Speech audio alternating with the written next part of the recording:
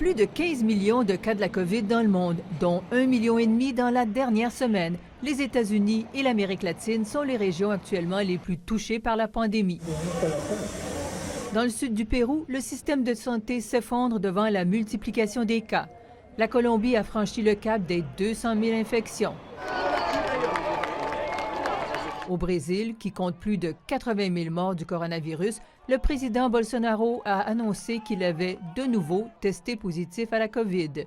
Sur le continent, Cuba se distingue. Aucun nouveau cas dans les derniers jours. Il faut dire que le port du masque a été imposé plutôt qu'ailleurs. Il est même devenu un accessoire de mode pour les jeunes filles qui célèbrent leur passage à la vie adulte, le quinceañera. En Europe, c'est en Espagne que la reprise de l'épidémie inquiète le plus. On compte 224 foyers d'éclosion actifs dans le pays, surtout en Catalogne, où la Croix-Rouge doit convertir un hôtel en hôpital, comme au plus fort de l'épidémie.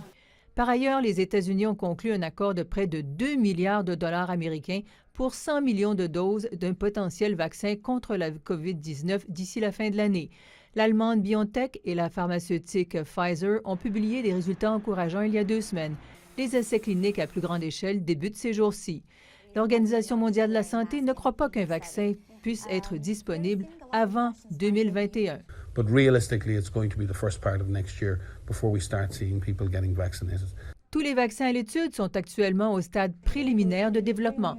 On doit s'assurer qu'ils soient efficaces et sécuritaires avant de les distribuer. André Ducharme, TVA Nouvelles.